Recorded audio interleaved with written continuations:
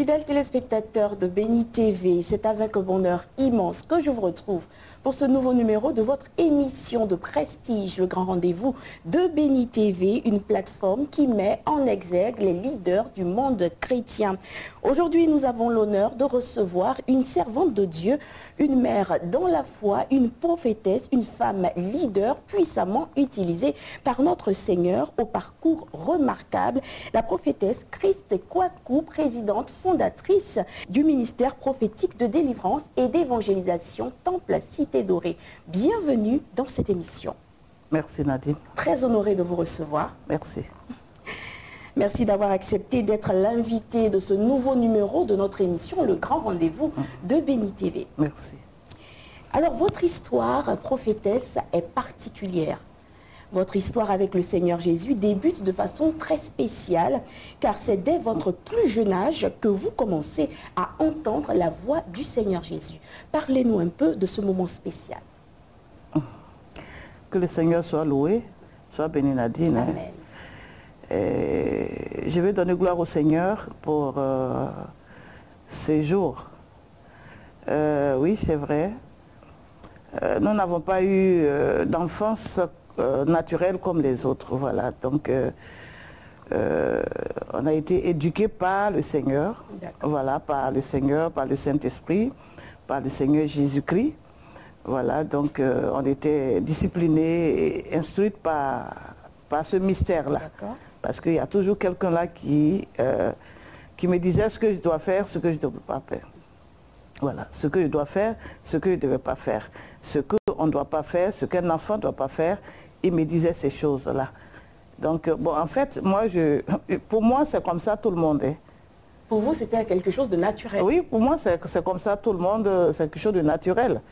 C'est quand j'ai grandi, voilà, et qu'il s'est révélé véritablement me disant « Lève-toi et va à l'église ». Même je croyais, même dans le ministère, c'est la femme même d'un serviteur de Dieu qui m'a dit « Non, de toute façon, Dieu fait avec toi, c'est pas comme s'il fait avec tout le monde ». J'ai envie de savoir comment, pour une jeune fille, une toute petite fille, on va dire, se manifestait ce phénomène surnaturel. Vous étiez couché, vous entendiez quelqu'un vous parler. Comment cela se manifestait-il? Non, quand je suis là comme ça, voilà, la personne m'instruit. C'est une personne en fait. C'est que je ne vois pas, c'est pas une personne physique. D'accord. Mais quand je suis là, il me dit mon enfant. C'est comme ça qu'il m'appelle. Voilà, mon enfant. Voilà. Lorsqu'une grande personne t'envoie, même si tu es fatigué, ne refuse pas d'y aller. N'offense jamais quelqu'un qui est plus âgé que toi. Lorsque quelqu'un parle que tu veux intervenir, tourne cette fois ta langue. Donc ça fait que mon enfance a été, je suis une personne qui ne parle pas beaucoup. D'accord. Voilà, c'est quand je suis du haut de la chair que je parle beaucoup. Voilà, donc j'ai été disciplinée comme ça, j'ai été instruite comme ça. Même quand quelqu'un me parle, je suis calme. Si je dois donner une réponse, la réponse m'est donnée. La réponse me vient dans mon esprit. D'accord. Il vous communique la réponse. Et quand je communique cette réponse à la personne en face de moi, la personne est restaurée. Et ça a été comme ça toute mon enfance, voilà. Quand j'étais plus jeune, voilà, les maquis, voilà, les sorties, en fait, la jeunesse, où on fait la jeunesse. L'adolescence et tout ça, aller dans les boîtes, je n'ai jamais connu ça. Parce qu'il m'a toujours défendu que c'est les gens de mauvaise vie qui vont là-bas. C'est ce qu'il m'a dit. Voilà, c'est les gens de mauvaise vie qui vont là-bas. Et c'est comme ça, j'ai été éduquée jusqu'à ce que, bon, j'ai atteint l'âge qu'il faut pour qu'il me dise « Lève-toi et va à l'église ». Je n'ai pas été invitée par quelqu'un. C'est lui qui m'a dit « Lève-toi et va à l'église ». Donc, on va dire, il chronométrait ou programmait toute, on va dire, cette étape de votre vie. Il vous disait pratiquement ce que vous deviez faire. Je suis dictée en fait. D'accord. Et ça n'a jamais cessé. Ça n'a pas cessé jusqu'à aujourd'hui. Jusqu'à aujourd'hui. Oui, jusqu'à aujourd'hui. Si nous sommes là, c'est parce qu'il m'a envoyé de faire ça. D'accord. Voilà. Donc une voix assez présente pendant toute votre évolution, de la jeune enfance jusqu'à votre adolescence. Oui. Est-ce que cette voix, je veux dire, programmait un peu tout ce que vous devriez faire? À quel moment manger, à quel moment sortir? Non, pas ça. En fait, c'est une voix, cette personne-là qui m'instruisait, me disait ce qu'on ne doit pas faire, ce qui n'est pas bien. Voilà, ce qui n'est pas bien, sinon pour la nourriture, non, non, non, pas du tout. Les sorties. Voilà, les sorties. Si quelqu'un, voilà, donc en adolescence, tout à fait. Tu sais, les hommes, quand ils voient les petites filles un peu... Donc quand quelqu'un me dit, maman, viens, puis j'entends la voix qui me dit, si tu vas, il va te tuer. Et puis une grande frayeur, ça dit la peur m'inonde. Je prends la fuite. Ça, je me souviens bien. Voilà, donc en fait, ils m'ont surveillé en fait. Si je fais quelque chose qui est mal, qui est un péché, quand j'ai grandi, si je pose un acte qui n'est pas bien, qui est péché, quand je suis là, c'est comme s'il y a deux personnes là. Quand je marche, il y a deux personnes. Et un qui dit, ce que tu as fait, ça s'appelle péché. Puisque mes parents ne partaient pas à l'église. Moi aussi, je ne partais pas à l'église. Mais j'ai été instruite comme ça. Donc, en fait, c'était une partie de moi. Et c'est une partie de moi. C'est comme ça que je vivais la chose. Vous avez fini par vous habituer à cette voix. Est-ce que c'était facile de ne pas être comme tout le monde? Est-ce qu'il n'y a pas des moments où vous vous êtes dit, j'ai plus envie d'entendre cette voix, je vais être comme tous les jeunes de mon âge? Bon, c'est ça le mystère. Ça n'a jamais traversé mon esprit. Parce qu'il me fait toujours du bien. J'ai beaucoup souffert quand j'étais petite. D'accord. Voilà, depuis mon enfance, pendant mon enfance, j'ai beaucoup souffert. Je n'ai pas été élevée par ma maman ni par mon papa. Voilà, donc j'ai été élevée par des oncles, par des tantes. Ce n'était pas du tout facile. Mais quand je suis triste, cette personne vient me dire, sèche tes larmes, un jour, tout ça va finir. Voilà, donc il est là toujours pour me consoler. Si j'ai péché, il va me dire que ça peut être péché. Moi, il ne savait pas ce que c'est que péché. Mais je sais que quand je fais quelque chose qui est mauvais, il me dit c'est mauvais, c'est un péché. Tant que je ne demande pas pardon, il n'arrête pas de parler. Donc, c'était un peu comme cette figure paternelle, ce parent-là qui vous donnait une éducation, oui. Une éducation que vos parents n'ont pas pu vous donner. Oui. Et à quel moment, je veux dire, vous avez finalement été convaincu que c'était Dieu qui vous parlait? Quand j'avais presque 30 ans. Waouh! Plusieurs années se sont écoulées. Plusieurs années se sont écoulées. C'est pas que je n'ai jamais péché. Moi aussi, j'ai pas eu cette vie où sortir ici, faire ci, non, non, non, non. Mais je suis un être humain quand même. Tout à fait. Voilà, donc il a toujours été avec moi, mais les derniers moments où il va se révéler, l'atmosphère de mon être changeait en fait. D'accord. Voilà, je me sentais plus électrique, c'est comme si du courant est à moi, tout et tout. Et quand cette voix me parle aussi, ça émane de l'énergie dans mon corps. Vous vous sentiez investi d'une force surnaturelle? D'une force surnaturelle. Mais quand j'étais beaucoup plus petite, c'était pas comme ça. D'accord. C'était pas comme ça. Jusqu'à ce qu'un jour, nous étions en 1999, que j'entends « Jésus t'aime ». Voilà. En fait, toute mon enfance, pendant ma jeunesse, pendant toutes ces années où il a été avec moi, il m'instruisait, il m'empêchait de sortir, donc je ne sors pas. Je suis toujours à la maison. Je n'ai pas d'amis. Je n'ai pas d'amis, aller chez tel ami, je n'ai pas connu ça. Parce qu'ils n'acceptent pas. Les gens de votre âge ne vous trouveraient pas un peu bizarre à cette époque-là? Eh bon, bizarrement, tout le monde m'aimait, on m'apprécie beaucoup. Parce que quand quelqu'un s'approche de moi, c'est comme s'il reçoit ce qu'il veut. Voilà. Il suffit de changer, causer. Voilà. Ils sont satisfaits, donc ils m'aiment beaucoup. Les gens s'approchaient de moi. Votre compagnie? Voilà, oui, ma compagnie, parce que genre, je ne savais pas que c'était ce mystère-là qui faisait ça. Jusqu'en 1999, où il m'a dit « Jésus t'aime ». D'accord. C'est vrai que souvent, je rencontre les évangélistes dans les rues qui me disent « Jésus t'aime ». Mais là, maintenant, la voix, maintenant, va se faire entendre, me dit « Jésus t'aime ». C'était mardi. Jésus t'aime. Nous étions à l'étage, au 3e étage. Et quand il a dit « Jésus t'aime », et puis j'ai dit « Si Jésus m'aime, c'est que je l'aime aussi ». La semaine qui a suivi, le mardi qui a suivi, et puis maintenant, ce Jésus t'aime est revenu. Là, maintenant, je l'ai vu dans les nuées. Waouh! Une vision claire. Oui, une vision claire, je l'ai vu dans les nuées. Et il me regardait, je vois la personne, c'est comme le nuage. Voilà, je vois ses cheveux tout jusqu'à sa taille. mais il me regarde, la personne me regarde et c'est comme un aimant en fait. C'est une force qui m'attire et puis ce que je reçois de lui, c'était un amour très profond. Et puis je l'aimais profondément aussi. Donc je suis restée au balcon en train de regarder et j'entends « Lève-toi et va à l'église ». Voilà comment j'ai été invitée à l'église. Je ne suis pas allée à l'église par invitation d'une sœur ou quelque chose. Non, non, pas du tout. C'est le ciel qui m'a invitée à l'église. Maintenant, comment faire? Dans quelle église je vais partir? Bon, là, je suis partie dans une église catholique. Voilà, et c'est de là-bas qu'il m'a dit non, c'est pas là. Et qu'il faut que... il me disait des choses, je voyais beaucoup de choses. Et là, maintenant, je commençais à pleurer parce que, ah, Nadine, je ne comprenais plus rien. Le jour où il m'a dit, lève-toi et va à l'église, Jésus t'aime. L'énergie, cette atmosphère électrique s'est intensifiée.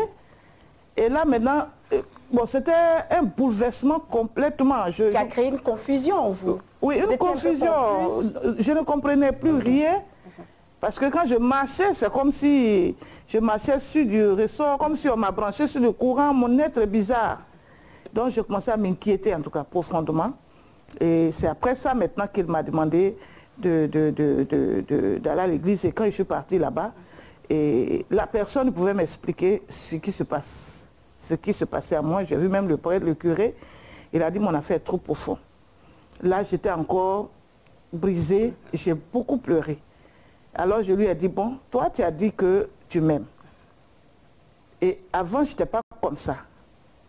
Mais façon que je suis devenue là, moi j'ai besoin de quelqu'un pour me dire ce qui m'arrive. Au moins, envoie-moi quelque part où ils vont me dire exactement ce que j'ai. Et c'était un jeudi. J'allais au marché et je suis rentrée, c'était au nouveau quartier à Yopougon, leur paroisse qui est juste au marché là. Je suis rentrée là-bas. Et j'ai fléchi et puis j'ai dit, Seigneur, si tu ne m'envoies pas chez ta personne, tu vas me dire ce que je suis devenue là, c'est qu'il faut me laisser. Je ne comprends plus rien. J'ai fait mon marché, je suis partie faire ma cuisine et puis ma cousine partait voir un prophète. Et ce jour-là, elle passait à la maison, nous saluait avant de partir. Oh, c'était le Seigneur qui faisait ça. Et ce jour-là, quand elle est arrivée, elle ne se portait pas bien en fait. Et elle m'a dit que non, elle n'est pas à la prière chez le prophète, mais elle est passée me saluer. Et puis j'ai dit non, toujours tu vas à l'église, personne ne va avec toi. Moi aujourd'hui je vais t'accompagner, je vais connaître les lieux, et puis je vais venir. J'ai dit à ma petite soeur, j'ai dit, il faut suivre la sauce, et que j'arrive. C'était ce jour-là. C'était ce jour que le Seigneur avait décidé de répondre à vos questions. De répondre à mes questions. Dieu avait préparé déjà le prophète, il était là-bas. Il lui avait déjà dit ça. Et moi, j'arrive avec ma sœur. Et bon, tu sais, bon, quand on est religieux, on est un peu orgueilleux. Avec la religion, c'est compliqué. Donc moi, quand je ne considérais pas les prophètes et les évangéliques, je ne les aimais pas. Voilà, donc seulement les 9 mois ou un an où je suis partie dans la religion, là, déjà, je détestais tous ceux qui sont, voilà. Donc, je me trouvais meilleur. Et quand nous sommes arrivés, le disciple du prophète, il est venu nous accueillir, nous a salués, et il connaît ma soeur, mais il ne me connaît pas. Alors, il a demandé à ma soeur, ah, c'est ma petite soeur qui est venue m'accompagner. Je lui ai dit non, que je suis venue accompagner ma soeur parce qu'elle vient toujours ici, on ne connaît pas ici. Et puis, j'ai eu à cœur de rencontrer vraiment le monsieur, le prophète qui est là. Prophète là. Oui, mais moi, je ne savais pas qu'il s'appelle prophète, je ne connaissais pas. Ça, je ne connaissais pas cette affaire de prophète, évangélique, tout ça, je ne connaissais pas. Je n'avais aucune idée, mais j'ai posé la question à ce frère-là. J'ai dit, votre type là, je ne veux pas dire autre chose, ce que j'ai dit là, c'est ce que je suis en train de dire là. Votre type là, est-ce qu'il est là? Il a tiqué, il m'a regardé. Il a souri et dit oui, il est là. J'ai dit, bon, en fait, je voulais lui expliquer un problème, mais comme je suis pressée, et puis il dit, bon, comme tu es pressé, c'est que ta soeur, elle est habituée, elle va attendre, on va te prendre. Bien aimé. C'était fini comme ça. Dieu avait commencé son œuvre. Dieu avait commencé. Et là, il me conduit vers le prophète, une maison inachevée, là, avec... Il n'y a pas toi. Ils ont mis la bâche noire dessus, une partie, il n'y a rien, c'était pas fermé. Et puis assis là, dans la terre noire, là, délabrée, avec des chaises brillantes bizarres là-bas. Quand je suis rentrée, j'étais découragée. J'étais découragée, je l'ai salué et il m'a dit de m'asseoir et je me suis assise. Mais j'ai commencé à regretter, ici là, il y a quoi de beau ici, le monsieur là-bas me dit quoi? Et puis il m'a regardé, il m'a dit, tu vas à l'église? Je lui ai dit oui, je suis catholique. Voilà, donc c'est ce que j'ai dit. Et puis il m'a posé la question, est-ce que les servants de Dieu qui prêchent à la radio, à la télévision, tu les as déjà vus? J'ai dit oui. Et il me dit, c'est ce que tu vas faire. J'ai été choquée. J'ai été choquée parce que je ne les aime pas. Selon moi, voilà, je les aime pas et tout ça là, et tout ça, ils sont... Et puis il me dit que je vais faire ça. Donc j'ai dit à mon cœur, il faut faire, je vais quitter devant toi. C'est-à-dire que tout de suite là, quand vous entendez cela, vous refusez? J'ai refusé parce que ça ne fait pas partie de ma vision. Voilà. À ce moment-là? Oui, à ce moment-là. Moi, je suis styliste de formation. Donc, c'est ce que moi, je vois. Moi, je veux m'installer. Comme on me dit que je vais aller m'arrêter à la télévision prêcher. Voilà, donc c'était choquant pour moi. Donc, je n'étais pas contente. Et puis, l'homme de Dieu, quand j'ai dit, mais fais, j'ai dit à mon intérieur, j'ai dit à mon cœur, fais vite, j'ai quitté devant toi. C'est quoi toutes ces bêtises? J'ai dit ça intérieurement. Je ne savais pas que ces gens de personnes-là, quand tu parles dans ton intérieur, ils entendent mieux que quand tu parles, tu ouvres la bouche. En tout cas, les vrais. Quand j'ai dit ça, il a levé la tête et puis m'a regardé. Il m'a fixé, son nez a changé. Il me dit, regarde, toi, regarde-moi bien, madame. Regardez-moi bien. La peur a commencé à venir à moi.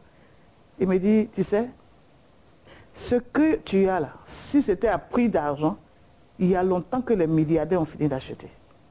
Mais gloire soit rendue à Dieu. Ce n'est pas à prix d'argent. Il t'a donné. Quand il a dit ça, c'est quelle est cette parole? Et c'est comme une force qui rentrait à moi. Et il m'a dit, lève-toi, il faut te mettre ici. Hey, quand je me suis levée, je me suis mise là, partie. Ce que je n'ai jamais connu. Une onction pas possible. Waouh, quand le monsieur a dit Père, il a levé la main. J'étais dans la boue. Ce que j'ai dit que c'était vilain et tout ça là, je voyais tout ça. J'ai ramassé tout ça là, je me suis emballée avec. C'est parti comme ça, bien aimé. Et donc c'est à partir de ce déclic-là que vous êtes convaincu d'avoir un appel sur votre vie. Une mission spéciale, avec une onction spéciale, prophétesse de Dieu, Christ Kwaku. On le sait, aucune destinée particulière, aucune mission spéciale comme la vôtre ne se fait sans difficulté. À votre niveau, comment se sont manifestées les difficultés que vous avez dû traverser? On continue de traverser. Voilà, les difficultés, on continue de traverser. Tu sais, quand il est venu, quand il m'a dit de me lever et d'aller à l'église, voici ce qu'il a dit. Il me dit, tu es à moi. Tu es à moi. Il m'a dit, je suis l'Éternel, le Dieu créateur du ciel et la terre. Je suis le Dieu d'Abraham, d'Isaac et de Jacob. Tu es à moi.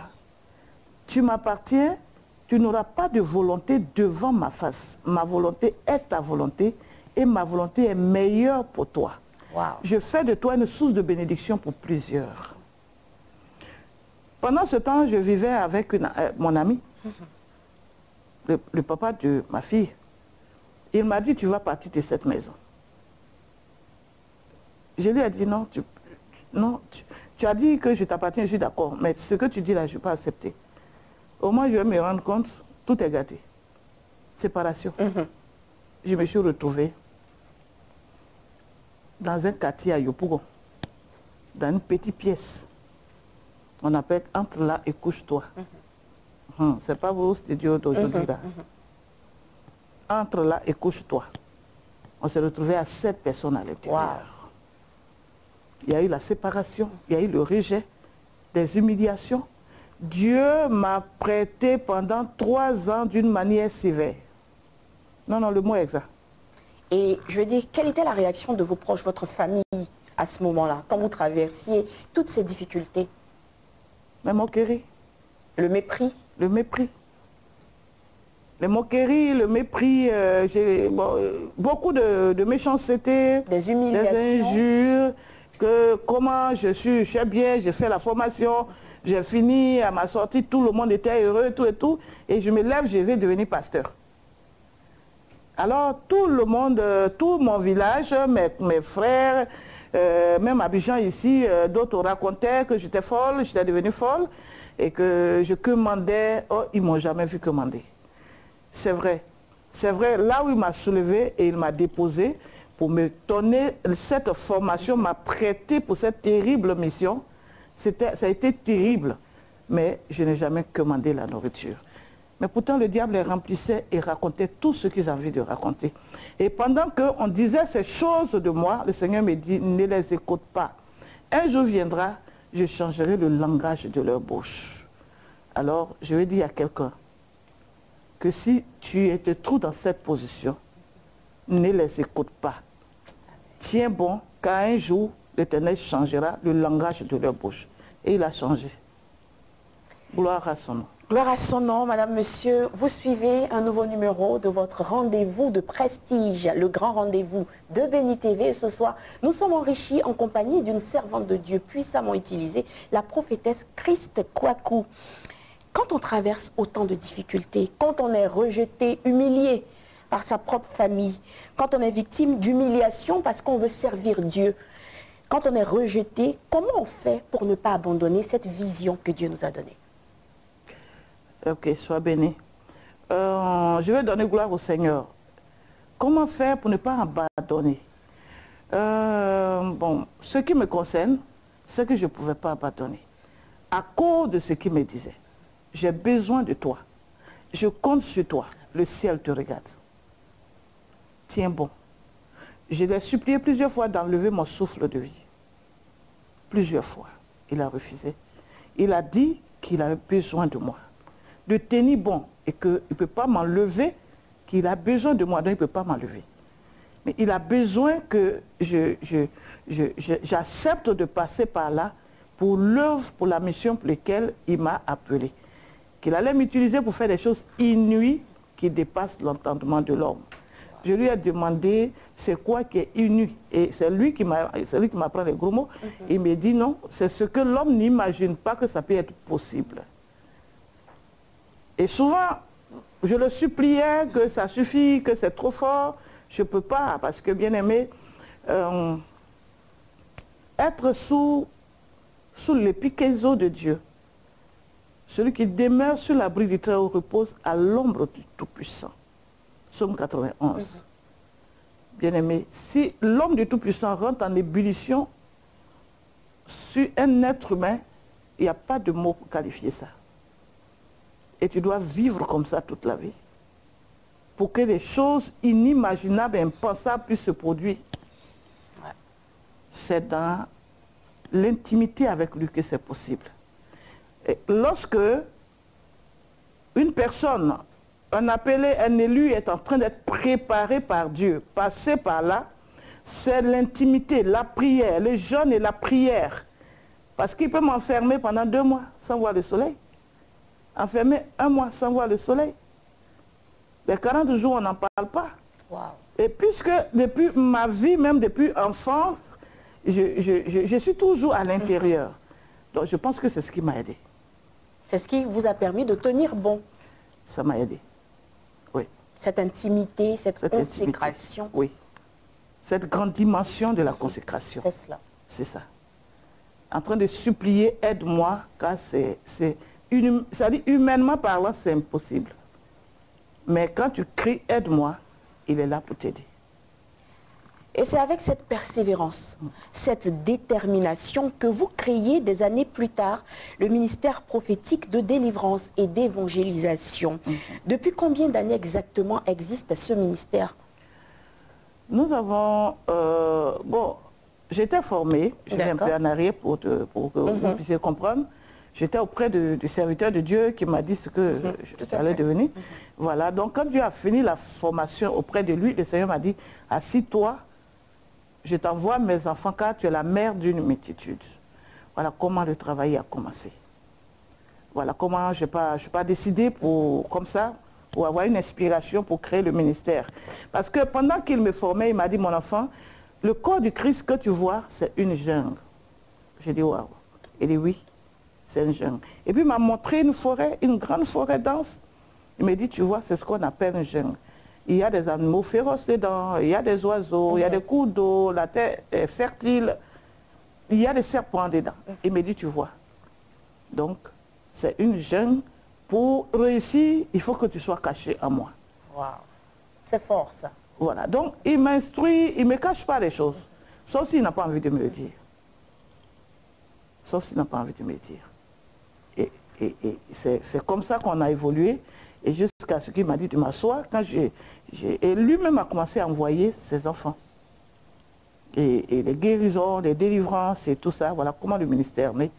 Et c'était depuis 2002. Depuis 2002, oui. D'accord. Quelle est la mission principale du ministère prophétique de délivrance et d'évangélisation? Je suis prophétesse. D'accord. En fait, il a dit, tu portes une onction à multidimensionnelle. Donc, j'ai un ministère à multidimensionnel. En tant que prophétesse, aussi, je suis évangéliste. D'accord. Voilà, parce que le ministère est appelé à évangéliser les masses, à gagner des âmes. Et aussi dans le domaine de la guérison, de la délivrance. Parce que quand on parle de la délivrance, on parle de la guérison. Tout à fait. Voilà. La guérison peut être spirituelle, ça peut être physique, ça peut être sur le plan, dans tous les domaines en fait. Voilà. Donc, le don de la guérison miraculeuse. Et c'est ce que nous vivons en fait. C'est lui qui a donné le nom du ministère, c'est pas moi. D'accord. C'est lui qui a donné le ministère prophétique de délivrance et d'évangélisation. C'est lui-même qui m'a dit ça. Sinon, au départ, quand il dit je suis prophétesse, je dis non.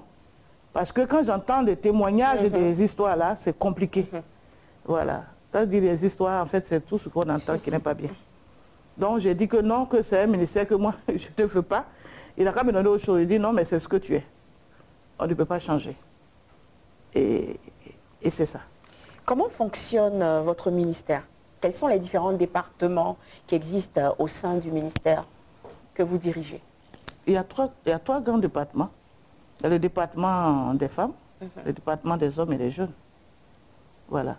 Il y a un conseil, il y a des diacres, etc. ou non? Des anciens. Des anciens? Oui. D'accord. Et les trois principaux départements? Oui. Il y a un département pour les jeunes également, les jeunes? Oui, bien sûr.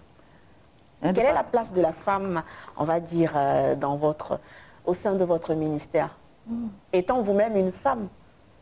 Parce qu'on a entendu aussi des chrétiens qui refusent que la femme s'implique véritablement. Vous êtes un modèle de ce que Dieu peut utiliser une femme. Je veux dire, comment vous impactez les femmes autour de vous, vu que vous êtes une femme puissamment utilisée par le Seigneur? Sois bénie, Nadine. C'est une question qui me va droit au cœur. La place de la femme dans le ministère de la prophétesse Chris Kwaku, les femmes sont au centre. D'accord. En fait, elles sont au centre. Voilà. Et ceux qui disent que femme ne doit pas prêcher ou tout ça, et que c'est Paul qui a dit, moi je vais leur dire que je ne suis pas habité par l'esprit de Paul. Celui qui m'a dit lève-toi et va à l'église, et depuis mon enfance, il m'a éduqué jusqu'à ce que ce jour soit et que tout cela soit accompli. Il sait que j'ai un sexe féminin. Tout à fait. Il sait que je suis une femme. Voilà.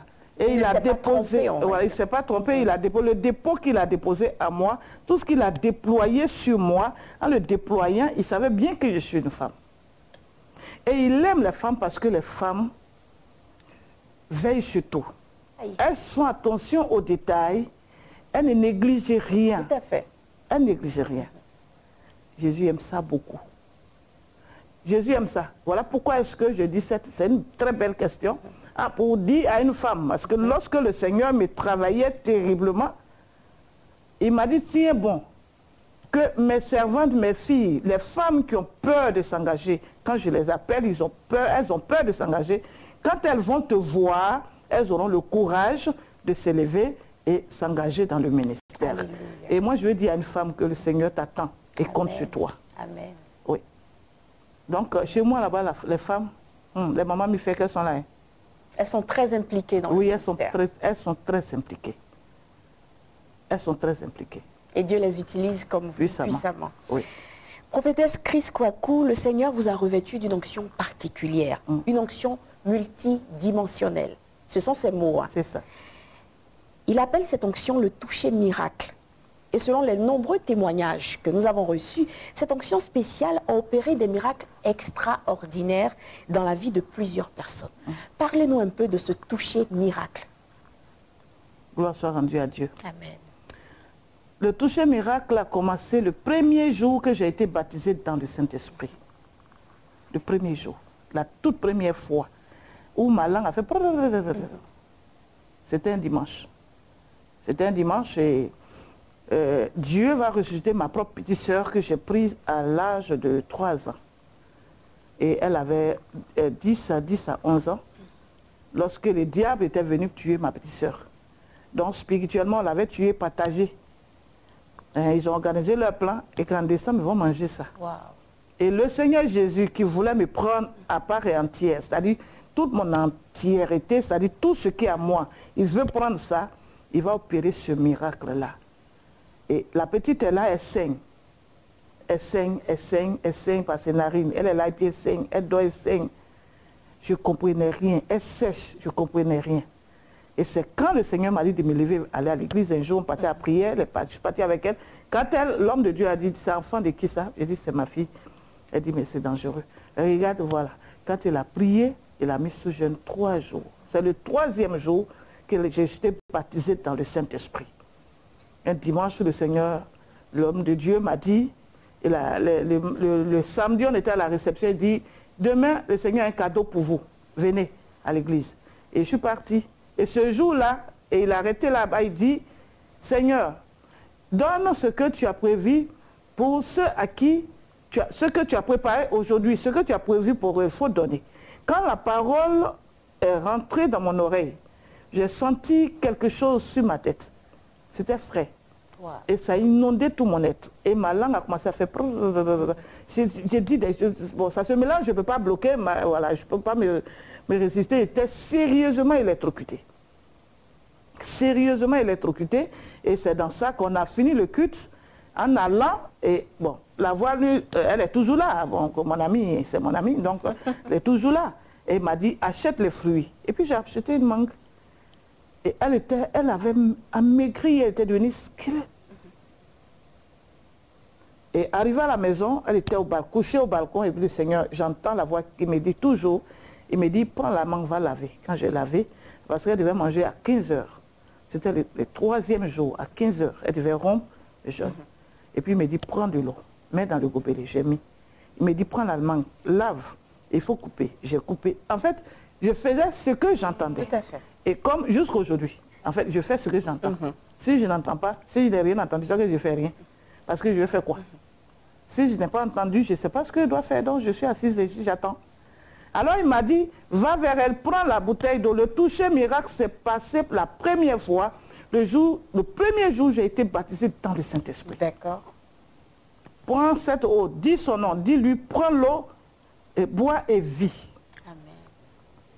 Et je lui ai donné, quand j'ai dit son nom, elle a répondu. J'ai dit, lève-toi, prends cette eau, bois et vis. Mais pendant ce temps, j'étais sérieusement électrocutée. Donc quand je parle, c'est comme si ce n'était pas moi qui parlais. Elle a pris, elle a bu rapidement. Et je suis... L'onction, bon, c'est maintenant je sais que c'est l'onction. Mais cette force, l'énergie là m'a ramené en arrière vers la table. Et elle m'a dit, maintenant, prends le fruit, appelle-la, dis-lui, prends ce fruit, mange et vis. Et c'est ce que j'ai fait. Elle a mangé rapidement, elle ne dormait pas. Mais dès qu'elle a fini de manger, elle s'est couchée, elle a dormi de 15 h jusqu'à 21 h. Wow.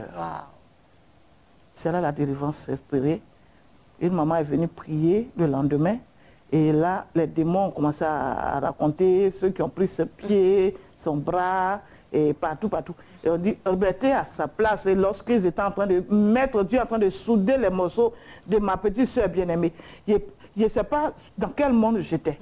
Pendant ce temps, la prophétesse, elle a tourné, puis elle m'a regardé, elle dit, tu sais pourquoi Dieu est en train de faire ça?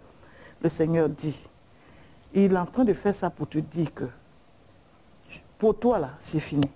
Il te prend à vie. Il va te démontrer, il est en train de te démontrer qu'il est réel et véritable et que tu l'appartiens.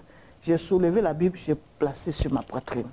Je lui ai dit, qu'il fasse de moi ce qu'il veut. Amen. Voilà d'où c'est parti. Donc le toucher miracle, c'est le premier jour où j'ai été baptisée dans le Saint-Esprit. Wow. Donc j'ai commencé le ministère, et ça a été comme ça. Même dans la formation auprès de mon père spirituel, tout ce que je recevais la guérison, les miracles s'opéraient, voilà, ceux qui étaient dans les chômages, je recevais le travail. Et quand je commençais... Quand on préparait cette émission, vous avez parlé de, je veux dire, ce toucher miracle, quel que soit ce que vous touchez, il est automatiquement rempli de l'onction. Oui, ça c'est ce que je suis en train de dire maintenant. Là, c'est le début. C'est le début. C'était le début.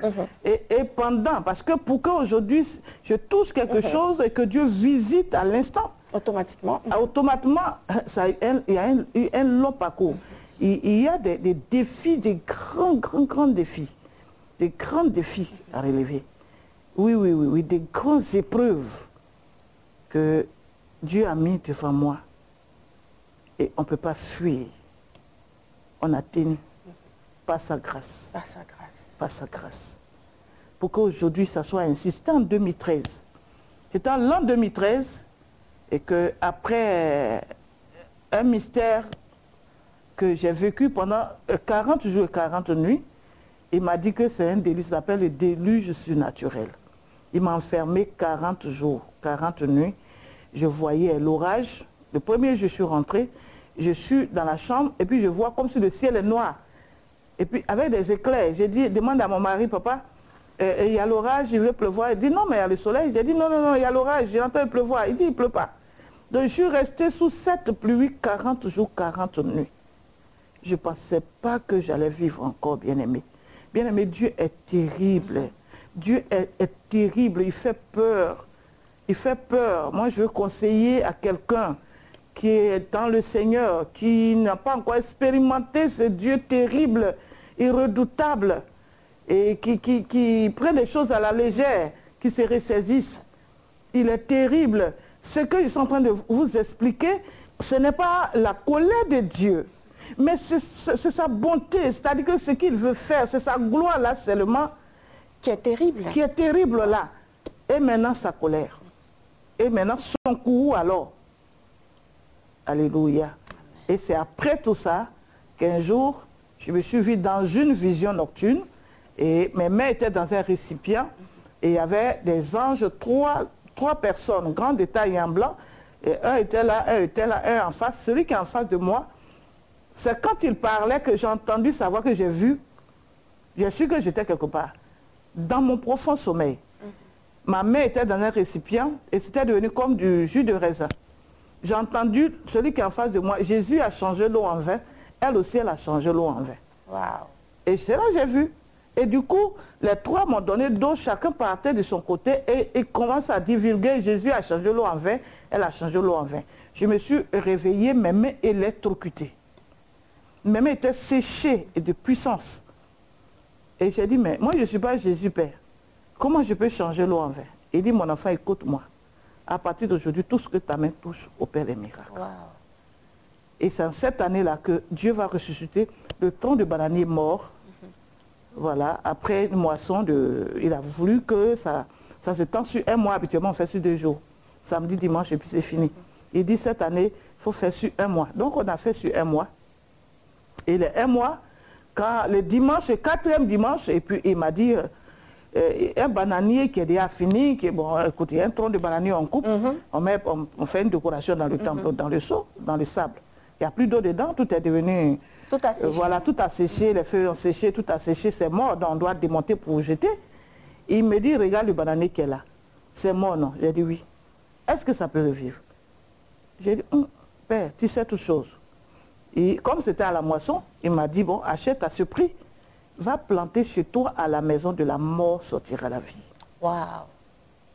C'est fort, hein? De la mort sortira la vie. Et je vais te donner une parcelle, tu vas faire un champ et tu vas déraciner le mystère là, tu vas le mettre dans le champ. Tout ce qui est dans le champ va guérir les gens. Voilà comment c'est arrivé. Et sinon, le toucher là, toucher, c'est comme ça. Voilà comment c'est venu en 2013. Et depuis 2013, le Seigneur ne fait que vous utiliser puissamment avec ce toucher miracle. Oui. et sa gloire se déploie à travers vous dans la vie de plusieurs personnes. Amen. Sinon, avant 2013, je le ferais. Il le faisait, les offices aux ans, Rénal disparaissait. Même ceux qu'on dit, j'ai eu tout ça là, il suffit qu'il me dit, non, prends cette eau, souffle dedans, il faut lui donner à boire. Quand j'ai fait ça, il dit, il faut lui dire d'aller passer la radio. Elle s'en va. Le hors utérus, le fœtus se trouve dans l'utérus. Wow. Voilà, donc il faisait tout ça. Maintenant, comme il m'a dit qu'en 2010, il a dit, tu ne peux pas toucher tout le monde. Tu ne peux pas toucher tout le monde à la fois. Alors tout ce qui peut être utile à l'homme, tout ce que l'homme peut utiliser, comme ça, j'agirai dessus et je serai partout dans les maisons de mes enfants pour les restaurer. Et donc voilà comment c'est venu. Et ça a été comme ça jusqu'à aujourd'hui. Et au fur et à mesure, ça devient plus fort qu'avant. Et le toucher miracle continue de changer des vies. Oui. Partout. Partout. Tous ceux qui s'approchent de vous, tous ceux qui sont impactés par votre ministère. Et c'est pour la gloire de notre Seigneur. C'est pour la gloire de notre Seigneur. Madame, Monsieur, si vous venez de nous prendre en marche, vous suivez l'émission de prestige de Béni TV, la plateforme réservée aux leaders du monde chrétien, le grand rendez-vous de Béni TV. Et ce soir, nous recevons une femme puissamment utilisée par le Seigneur, la prophétesse Christ Kwaku, leader du ministère prophétique de délivrance et d'évangélisation. Vous êtes puissamment utilisé par le Seigneur, je le disais tantôt. Il vous a doté d'une onction spéciale, extraordinaire. Pouvez-vous partager avec nos téléspectateurs quelques témoignages puissants que vous avez reçus des personnes dont les vies ont été transformées au travers de votre ministère? Je veux bénir le Seigneur. Amen.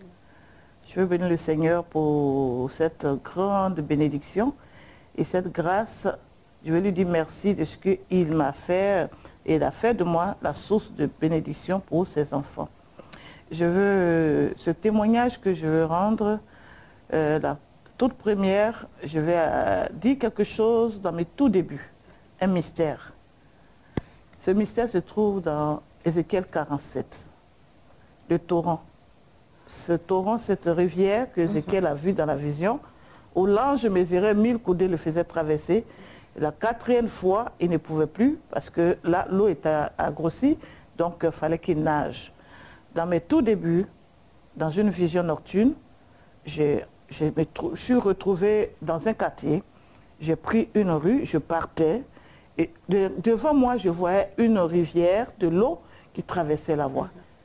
Alors, au fur et à mesure que j'avançais, j'avais peur parce que je n'ai jamais nagé, je n'ai pas honte de le dire, hein, voilà. Donc je n'ai jamais nagé, j'ai peur de nager. Et j'ai commencé à réfléchir, j'ai dit mais comment je vais faire pour traverser? J'ai peur que l'eau m'emporte.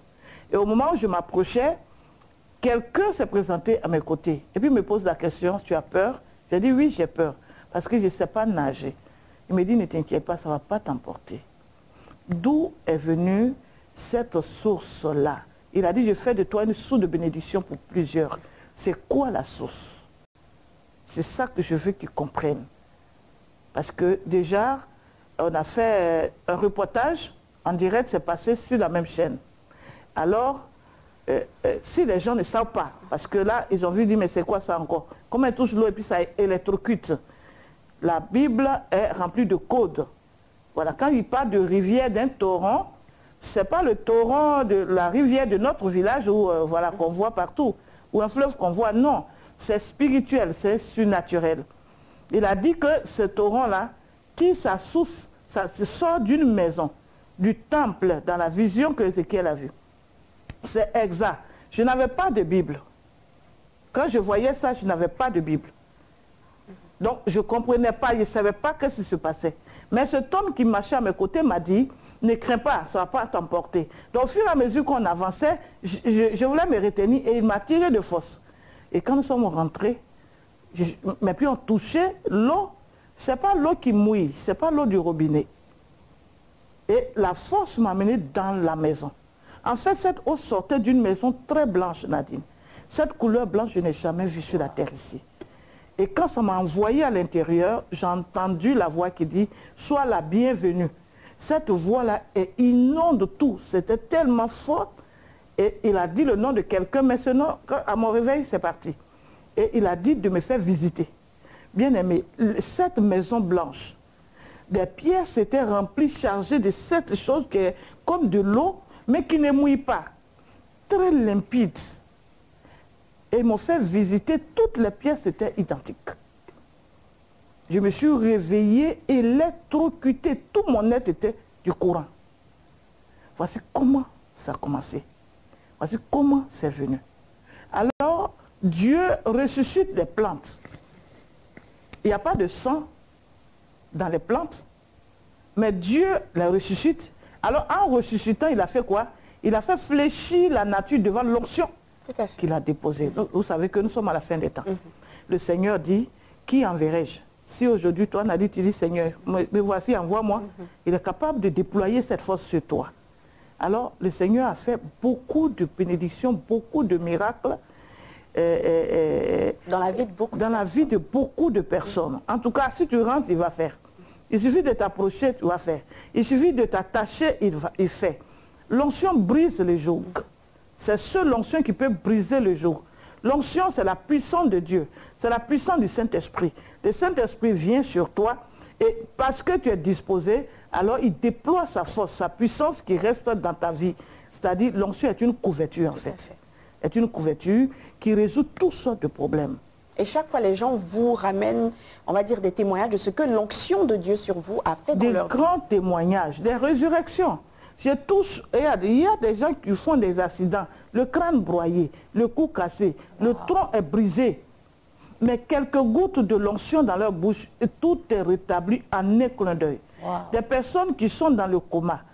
Donc, ça fait que des maladies, même l'année passée, il y a un homme qui avait atteint de cancer de sang.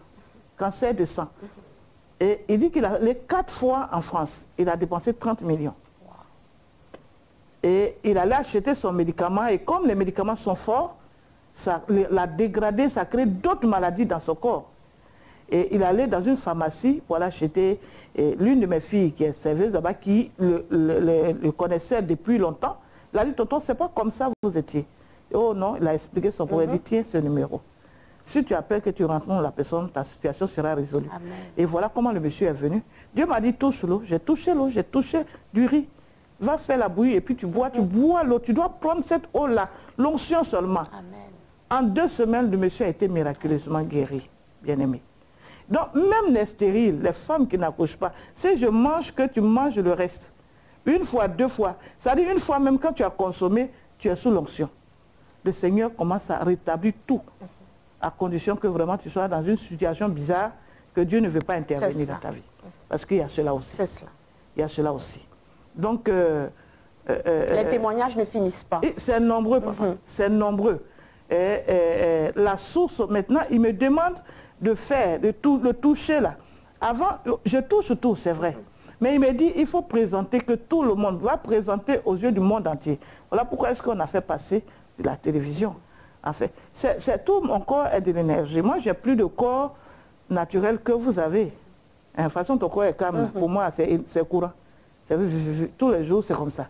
Donc, quand vous parlez du courant, pour ceux qui nous suivent, vous parlez de l'énergie de Dieu, c'est-à-dire l'onction de Dieu sur vous. Le Saint-Esprit est courant. Tout à fait. C'est une énergie. C'est une énergie, c'est une force. Une force. Ce qu'on appelle épikezo. L'ombre de Dieu, c'est une puissance, c'est la présence de Dieu. Donc la présence de Jésus est redoutable, c'est une puissance. Alors s'il dépose sur ta vie, par ta vie, des choses inimaginables vont se produire. Et c'est cette grâce et cette faveur-là qui nous a accordé. C'est vrai que ce n'est pas facile. Et elle coûte très cher. Elle coûte très cher. Ça a coûté toute ma vie. Et ça continue de me coûter. Rien que pour produire des guérisons. Aujourd'hui matin, j'ai reçu un témoignage. Il y en a beaucoup, maman. Les morts ressuscitent. Et ça dit dans tous les domaines. Il suffit que je touche quelque chose. Qu'est-ce que tu veux que Dieu fasse? Si même tu es un malade à l'hôpital, viens. Viens à la source de vie le mercredi. Tu appelles, tu t'inscris et puis tu viens. Tu viens prendre l'onction en faisant ton offrande. Parce que tu ne vas pas venir prendre l'onction gratuitement. Viens faire ton offrande et puis tu prends l'onction. Et tu prends, même si ton malade à l'hôpital, va lui donner, va boire et suit la personne. Au moins le corps de la personne va sortir de là miraculeusement. Amen. Guéri. Alors j'ai reçu même un témoignage ce matin. La sœur est en Tunisie. Et elle voulait l'onction. Elle voulait l'eau d'onction. Alors, j'ai chargé l'eau et on a mis dans le pot. Son petit frère est venu chercher pour aller. Et là, il y a eu, à cause de ce qui se passe en ce moment là-bas, donc ça ne peut pas partir, l'onction est là. Et lui, il a eu cette maladie qu'on appelle asthme. Il allait au village et s'est manifesté là-bas. Et elle a dit, maman, mon petit frère, son visage ressemblait à un cadavre. Et je lui ai dit, mais tu as l'onction que tu allais prendre chez maman là, ça y est avec toi. Elle dit oui. Elle dit, ouvre, elle dit, mais c'est pour toi. Elle dit, non, non, il faut ouvrir. Et il faut boire. Quand il s'est servi, il a bu. La pression qui était en lui a disparu. L'enfant était guéri. Ça, c'est ce matin. Gloire à Dieu. Sinon, même le reste de ma nourriture, le reste de mon eau, il suffit même que je touche, que tu consommes, en disant ce que tu veux que Dieu fasse. Donc, je touche tout. Toi-même, tu es assis là, si et tu touches tout à l'heure, tu vas voir ce qui va t'arriver. Voilà. Je touche tout, il suffit que je touche. Et Dieu veut se révéler dans tous les domaines. C'est cela. Voilà, donc il cherche un homme, il cherche une femme, il cherche un jeune. Pour démontrer, pour montrer sa gloire, pour déployer sa puissance. Nous sommes à la fin des temps, nous sommes le peuple de Dieu, nous sommes le peuple, les Hébreux, nous sommes les Juifs de la diaspora. Amen. Alors nous avons notre Dieu, qui est le Dieu de notre ancêtre Abraham, Isaac et Jacob. Le temps est venu qu'il déploie sa puissance, qui se révèle en Israël. Israël, ce n'est pas la patrie de l'autre côté. Israël, c'est son peuple. C'est son peuple biologique que nous sommes. Et chaque personne aujourd'hui, tu peux toi savoir que Israël, ce n'est pas quelqu'un d'autre, c'est toi. C'est pour cette raison, à chaque fois quand je me tiens et qu'ils sont en train de parler, je dis, je suis hébreu, je suis de la race noire. Alors si je porte la gloire de Dieu, ce n'est pas parce que c'est quelque chose qu'il a jeté comme ça. Parce que je sors des entrailles d'Abraham. Et je suis hébreu, je sors de la racine royale de Dieu. Voilà pourquoi est-ce qu'il m'accorde cette faveur. Et il veut t'accorder aussi. Que tu sois une femme, que tu sois un jeune, que tu sois un homme. Il suffit seulement d'accepter de payer le prix. Et de se consacrer, parce que vous vous êtes consacré. Maman, le payer le prix, c'est consécration. Tout à fait. On appelle une vie de Naziréa, haute dimension, si tu veux aller loin avec lui. Parce que tu peux commencer, et puis à cause du matériel, beaucoup tombent, beaucoup voilà, commencent à régresser, ou bien restent à cette position. Non, Dieu veut faire des choses aujourd'hui, une nuit, d'une manière exceptionnelle pour marquer la fin des temps, pour marquer le monde, faire démontrer au monde entier qu'il est redoutable. Donc ce n'est pas une affaire d'hommes, ni de jeunes, ni de femmes. Si tu dis oui, il est avec toi. Alors, si c'est il y en a tellement, maman. Il y en a tellement. Plusieurs témoignages, madame, monsieur, plusieurs témoignages que Dieu opère, des miracles que Dieu opère à travers sa servante, que nous recevons aujourd'hui, avec qui nous avons beaucoup de plaisir à échanger. Nous allons parler de votre vie de famille. Vous êtes une maman, vous êtes une épouse, en même temps vous êtes servante de Dieu. Comment on fait pour concilier toutes ces responsabilités? C'est bon. C'est pas, ça dit à vue d'œil, on a comme l'impression que c'est difficile. Mais bon, je suis rentrée dans le foyer, j'étais déjà dans le ministère. Par l'aide du Seigneur, c'est possible. Moi, je portais des grossesses, et puis j'étais à la chair, du haut de la chair, et puis je saute avec le ventre. Waouh. Sous l'onction. Tout le monde est scandalisé, ça crie. Oui, j'accouche, 2 mois, je reprends mon service. Alors, c'est par l'aide du Seigneur. Parce que, naturellement, je suis une personne obéissante. Donc, Dieu m'aide, Dieu m'instruit pour le foyer, Dieu m'instruit dans mes affaires. C'est lui qui me dit, soit créer telle chose ou ce restaurant, et faites tête à tête. Et tout ce qu'il me demande de faire, nous le faisons et se glorifie. Parce qu'en dehors de vos activités sacerdotales, vous êtes aussi investi dans beaucoup d'activités professionnelles. Oui, maman, je suis cultivatrice. Je vais au champ. Là, même là, je suis en train de m'apprêter à aller faire les buts. Voilà, je fais ça. Et puis, bon, on a créé nos entreprises parce que mon mari, lui-même, il est dans le bâtiment. Donc, nous avons, c'est un prophète. Voilà, nous avons notre entreprise d'entrepreneuriat du bâtiment. Voilà. Et puis aussi, on a des restaurants, on a nos restaurants, on a notre hypermarché qui va guérir le monde entier. Alléluia. Voilà, donc, l'onction à multidimension sur notre vie nous a donné, notre ministère est une très grande structure. En même temps, nous sommes la mère des malheureux. Vous êtes investi dans le social également. Oui, dans le social. Chez nous, au milieu des jeunes, il y a beaucoup d'orphelins, des enfants de rue que nous avons pris, qui venaient et sentaient poubelle, qu'aujourd'hui ils sont des humains. Amen. Voilà, donc c'est un grand ministère. Et le Seigneur vous aide à concilier toutes ces responsabilités. Il nous aide. Il nous aide à veiller, à s'occuper du foyer, de la maison, des enfants, de messieurs, de veiller sur toute la maison, d'occuper du ministère. Et tout ça à la fois. Vous êtes la preuve qu'on peut servir Dieu en tant que femme, exceller dans le ministère et être une bonne épouse et une bonne mère pour nos enfants. Oui. C'est pour ça que vous êtes un modèle. Oui.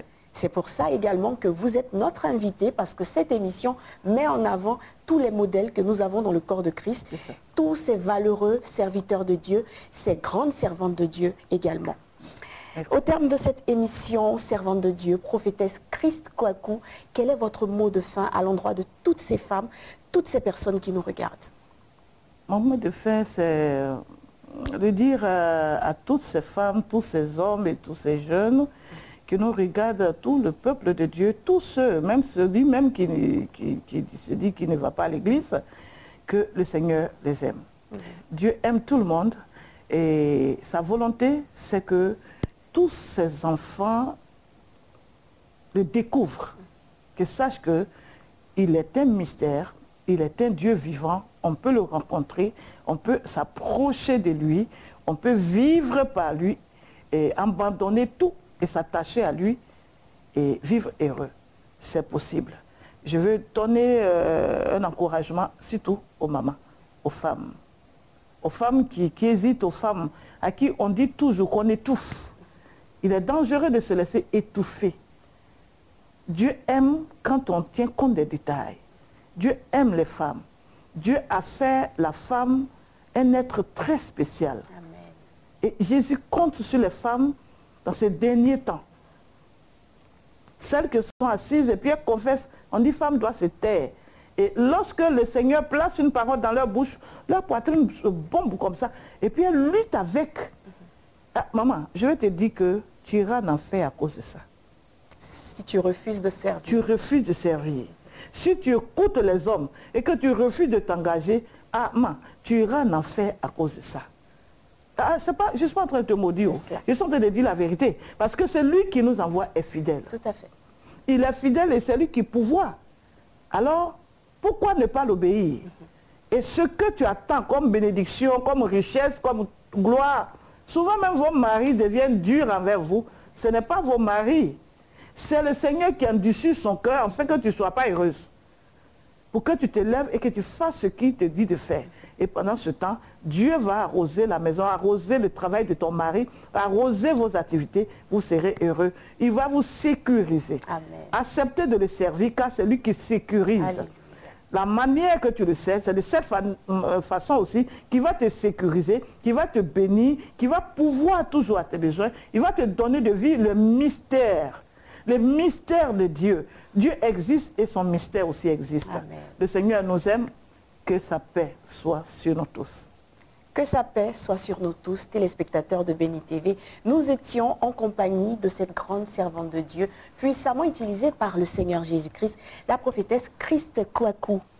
Obéissance, fidélité et consécration. 3 mots qui résument parfaitement le parcours de notre invitée de ce soir, la prophétesse Christ Kwaku du ministère prophétique de délivrance et d'évangélisation. Les grands rendez-vous de Béni TV pour aujourd'hui, c'est terminé. Merci de votre fidélité et merci à toutes les équipes techniques qui ont participé à la réussite de cette émission. Je vous retrouve très bientôt.